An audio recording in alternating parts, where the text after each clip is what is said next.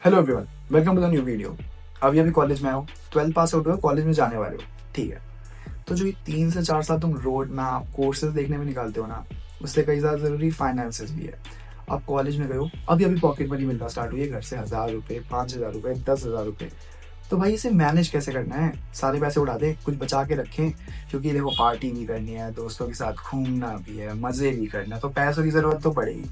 तो इस वीडियो में मैं तुम्हें सब बताने वाला हूँ, कैसे तुम अपने फाइनेंसेस मैनेज कर सकते हो।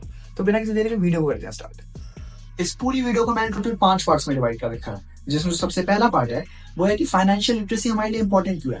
तो भैया फाइनेंशियल लिटरेसी होती क्या है? अगर सिंपल शब्दों में देखें तो फाइनेंशियल लिटरेसी एक स्किल है जो आपको आपका पैसा समझने और एफिशिएंटली मैनेज करने में हेल्प करता है। लेकिन आजकल बहुत सारे लोग इसे इग्नोर कर देते हैं। अगर एक सर्वे के हिसाब से देखें, सिर्फ 27% लोग हैं जो फाइनेंशियल लिटरेट है। मतलब बहुत सारे लोग को पता ही नहीं है कि इन्वेस्टमेंट क्या होती है, सेविंग क्या होती है, क्रेडिट स्कोर क्या होता है, बजटिंग कैसे करते हैं, जिसके चक्कर में या तो बहुत ज्यादा डेट में फंस जाते हैं या तो बहुत अननेसेसरी खर्चे कर देते हैं। और आपको ये चीजें समझनी है। अब मैं समझ सकता हूँ कुछ लोग बोलेंगे भैया हम टैक्स या फाइनेंस को समझे, जितनी जल्दी समझोगे उतना फायदा हो, क्योंकि बाद में तुम्हें चीजें सीखनी है। तो फाइनेंशियल लिटरेसी तुम्हारे लिए भी इंपॉर्टेंट है। बढ़ते अपने सेकंड पॉइंट की ओर। सेकंड स्टेप इस वीडियो का जो है वो है स्मार्ट बजटिंग फॉर स्टूडेंट्स। अब बजट सुनते ही तुम सबके दिमाग में आता होगा भैया हमें कौन से लास्ट रुपए मिल रहे हैं कि हम बजटिंग में ध्यान दें। बजटिंग का एक कॉन्सेप्ट ही नहीं है। बजटिंग बेसिकली तुम्हें अगर 10,000 में मिल रहा है तो तुम उसे कैसे वाइजली स्पेंड करो।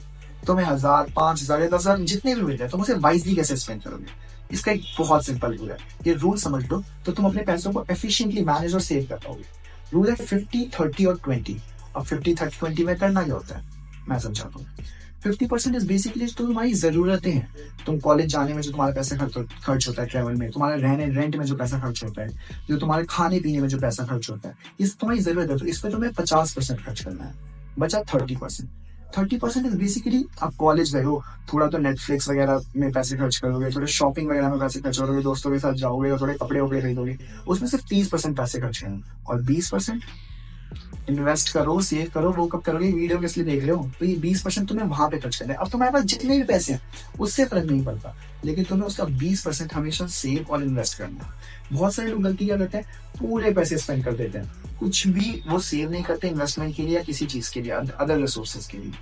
अगर अभी से हैबिट बनाओगे, अगर तुम 500 रुपये में महीने से स्टार्ट करो, तुम एक बहुत अच्छी हैबिट बना सकते हो जो कि फ्यूचर में तुम्हें हेल्प करेगी। और तुम अगर इस रूल को फॉलो करोगे तो बहुत तुम पैसे वाइजली यूज कर पाओगे।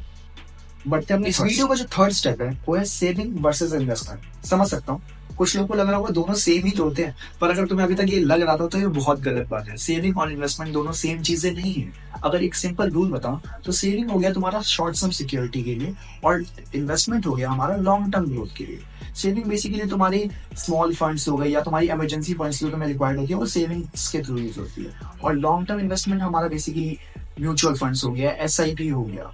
अगर आप सेव करते हो अपना पैसा, सेविंग आपने बैंक अकाउंट में पैसा रख रखा है और आप उसको बस कहीं स्टोर करके रखते हो, तो वो आपका लॉन्ग टर्म में बहुत इफेक्ट करता है, क्योंकि वो इन्फ्लेशन के साथ ग्रो नहीं होता और वो पैसा अपनी वैल्यू लॉस करता है। बल्कि अगर आप इन्वेस्टमेंट करोगे, पैसा आप म्यूचुअल फंड करोगे या स्टॉक्स में इन्वेस्ट करोगे, तो वो टाइम के साथ पैसा ग्रो होगा जो आपको बाद में बहुत हेल्प करेगा।